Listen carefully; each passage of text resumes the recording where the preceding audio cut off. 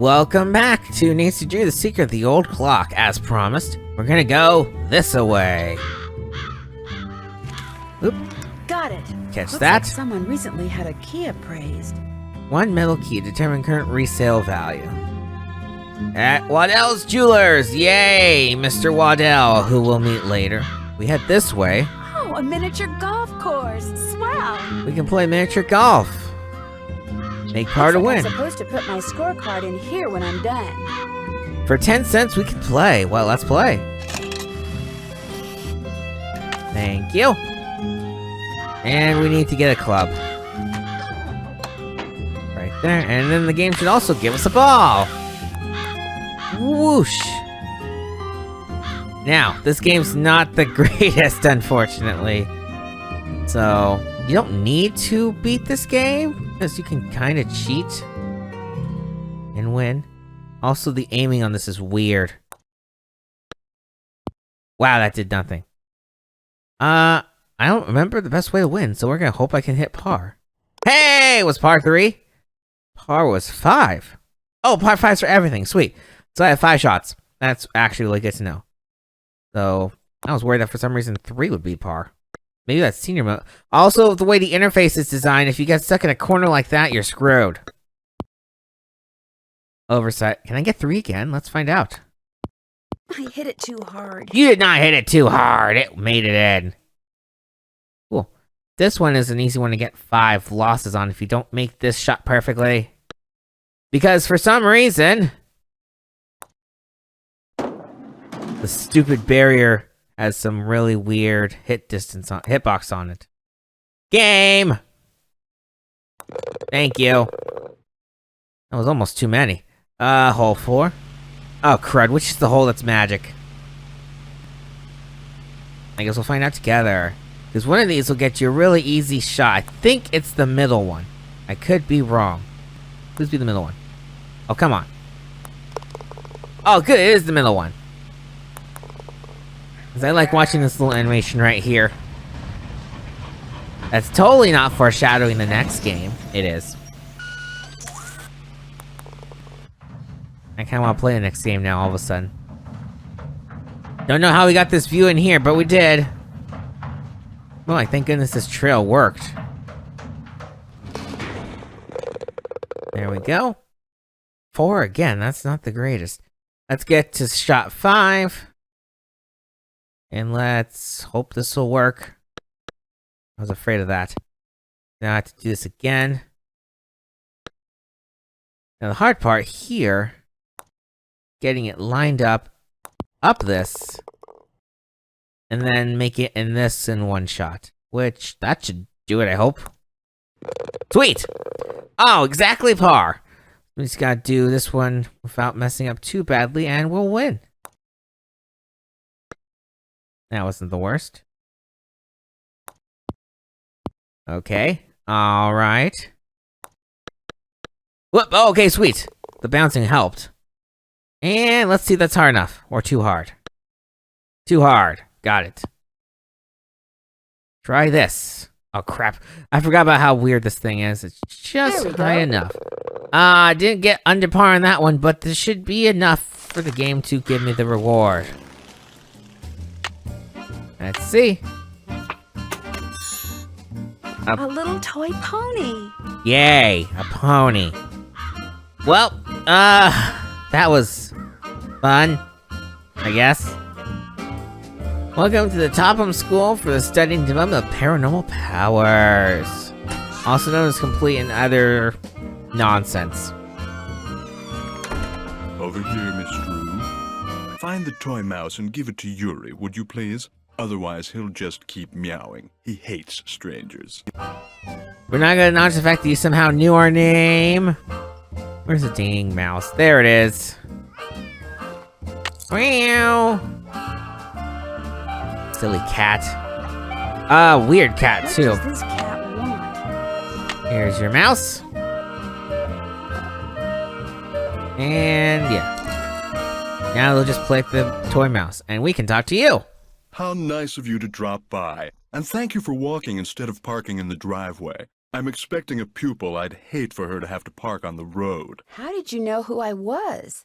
If one is to teach others how to develop and use their paranormal gifts, it's only logical that one must possess such gifts oneself. Does that mean you can read minds or tell the future, or what exactly? The paranormal includes telepathy or communicating by sending and receiving thoughts, extrasensory perception or perceiving that which cannot physically be seen or heard, and psychokinesis, using one's psychic energy to reshape or move objects. When I walked in just now, it looked like you were in a trance or something. I was in the process of trying to make these spoons move by using nothing but my own psychic energy. Have you ever focused sunlight through a magnifying glass until it was a minute yet searing point of light, Miss Drew? Yeah, I guess. You see, that's what I do with my cerebral emanations, my thoughts. I focus them until they're a beam of pure energy which ultimately disrupts and transforms the molecular force field surrounding the target object. Is that what you teach people in your school? How to beam their thoughts? I take them through exercises designed to help them increase their output of phantasmic energy. If you want to sign up for an introductory session, I believe I have an opening today. No, thank you. Oh, I'm afraid I'm busy, young lady, far too busy to engage in idle conversation. You're not trying to hide something, are you, Mr. Topham? I'll be blunt, Miss Drew. I've discovered that the more time I spend with the, shall we say, intellectually unendowed, the more my cerebral pulsations seem to diminish. I'm afraid I cannot speak to you further unless and until you prove that you are worthy. That is, that your brainwaves are not unacceptably inferior and thus deleterious to mine. How would I do that? What I have here is an exercise in logic. If you can discern the correct solution, then I'll know that conversing with you will do me no psychic harm. You may take it with you. Thank you. Good luck and good day. Ah, screw you. Okay. This one is pretty easy to do if you have common logic. This one is all wet. That looks right. Can't spell. Great start. This is doll Am up. I smart or what? Just realized this is a fun phrase. This is oopsie. Good thing you can't watch me type. Double I'm cross. getting there. Dry up. That looks right. The big cheese. Am I smart or what? And that's the end. Am I to assume that you have the correct solution to that logic problem? Right here. Let's have a look. Why, you appear to have indeed found the solution. Well, since you've proved yourself to be intellectually above average, which means talking to you should do me no harm, what would you like to talk about? When and how did you meet Josiah Crowley? Last summer, while on my way to the university for a conference, I stopped for a bite at the Lilac Inn. Since it was crowded and I was in a hurry, I agreed to share a table with an elderly gentleman who, like me, was by himself. As soon as I told Mr. Crowley who I was and what I did, well, he insisted that I give him a training session that very afternoon, and was so thrilled with his progress that he demanded I stay and teach him everything I knew. He was a good student? The best. He had his annoying little habits, but his desire to realize his psychic potential was unparalleled. Were you surprised when you found out that Josiah had left you everything? Delighted? Yes. Surprised? Not really. Josiah was all alone, you see, surrounded by people like the Crandalls and that banker, Jim Archer. People who were nice to him only because they knew he had money. Did you hear about the explosion and fire at the Lilac Inn this morning? I heard the explosion and fire. Ruined my 9 o'clock session.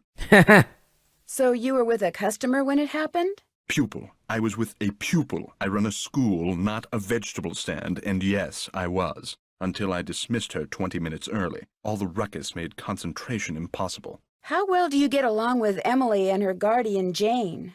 Very well, as far as I'm concerned. But as far as they're concerned, well, the fact that Josiah left everything to me made some people around here, including Emily and now this Jane Willoughby, very bitter. It hurts me, of course, but it's human nature, I suppose. Would it be okay if I looked around? Go right ahead. The place is more like a museum than a house. Josiah was a man of many, many interests. I'll be right here if you have any questions. Okay, what are you doing with your hands? You're going, ah, ha, ha, ha, ha. Cool, we have this thing right here. Little weird clowny animation. Okay, that's enough of that. Thank you. What do you do with these? I put them on the windshields of cars parked in the area.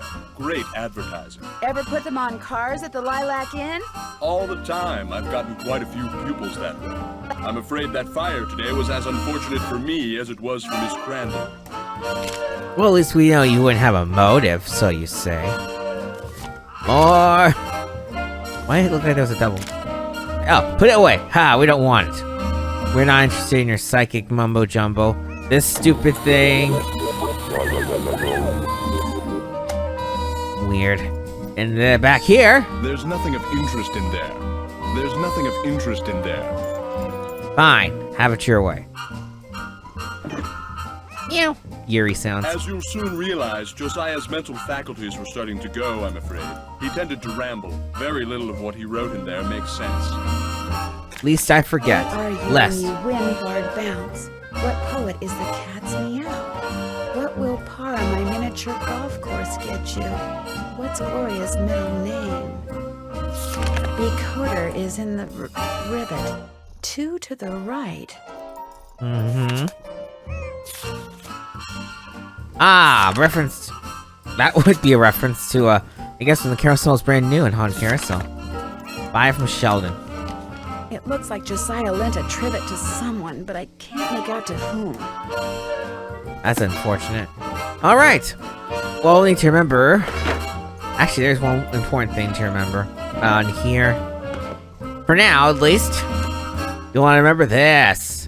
What are you when you win Bard Bounce? I'm gonna write this down before I forget. Okay. What are you when you win Bard... Did Nancy write this down for me, though? It don't make much sense. But look. Wow. Thanks, Nancy. So, what are you when you win Bard Bounce? The answer is Keen. What poet's the cat's meow? Don't know. What will par get you on your miniature golf course? Pony. What is Gloria's middle name? I'll have to go ask about that. Look at me. I'm kind of just reliving this nostalgia instead of like having notes with me. I'm gonna make my notes as I go. Let's see how that turns out for this Let's Play. Disastrous, I'm sure. Crook's radiometer. That thing. Hey, we'll get to see one of those later. Spoilers. Okay, bye! That was a short book. The man on stage in this picture, is that Josiah? Yes, that's from a production of A Midsummer Night's Dream that he directed and starred in. It closed after 2 nights, but he didn't care. He loved that play. A Midsummer Night's Dream. Okay. And nothing else of interest here except this. That. And then this stupid wood thing. I'm sure Mr. Topham's enjoying all the noise from making. That's it for this house, though, for now. If we can leave. Thank you.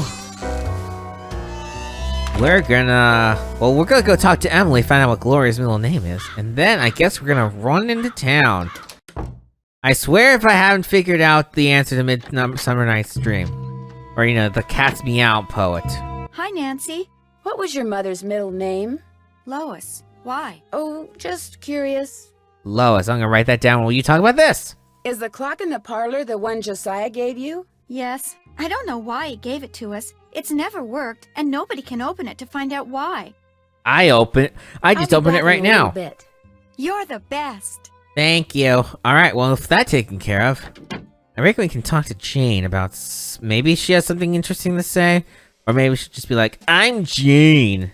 So, is Emily all right? Someone stole her mother's jewelry. What? Did you happen to see anyone go upstairs during all the commotion that the fire caused? No. You mean someone stole it while everybody was rushing around trying to put out the fire? Hypers! If you can't trust a fireman, who can you trust? Nobody. Are you sure no one besides you and Emily was in the kitchen this morning?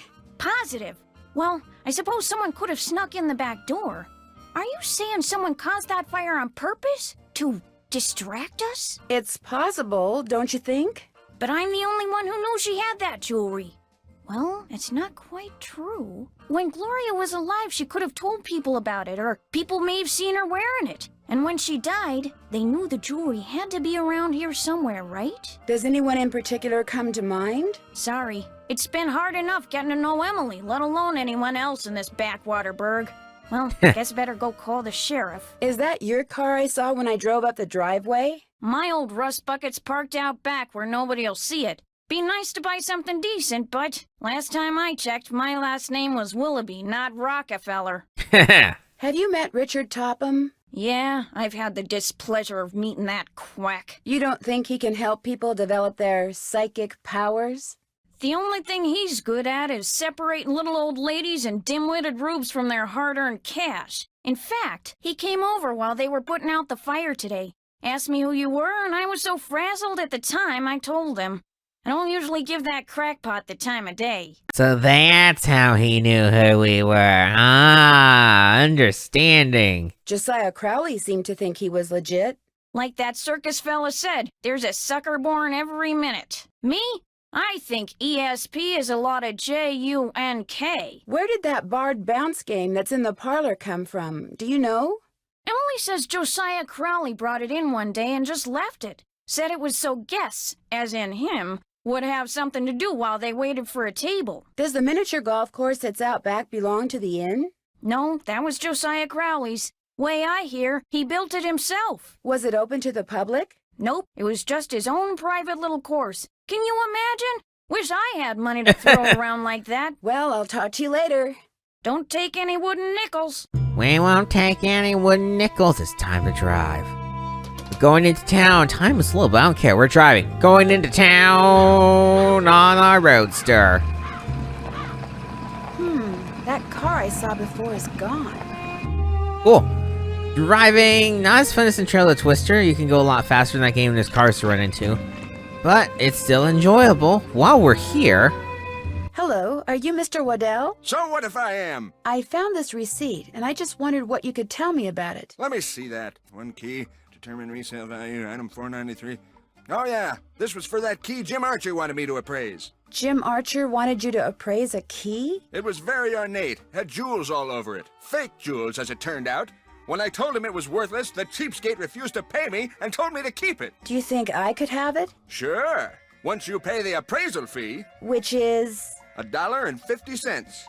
Here you go. Good, here's the key. Enjoy. What's funny is I think if you go right back in... What do you want? Nothing, really. Then scram. That's my favorite thing he ever said. What do you want? Nothing really. Then scram! Hello, I'm looking for Jim Archer. Right through that door. Hello, are you Nancy Drew? Sounds like Emily called you. Yes, ma'am. Jim Archer. I'm founder, president, manager, and just about everything else you can name when it comes to this fine enterprise. I hear that some businesses aren't doing so well these days. Ever since the stock market crashed, one business after another has closed, including banks. President Hoover keeps saying that a recovery is just around the corner, but you have to wonder. Some people say we're headed for a depression. Well, that kind of pessimism is not only misguided, it's pointless. Thinking ahead and taking action, that's what we businessmen should be doing right now. And I'm happy to report that we're doing just fine, thank you. Excuse me. Main Street Bank, Jim Archer speaking. No, I don't. I'm sorry, but... Yes, I know, but... All right, then just bring it by.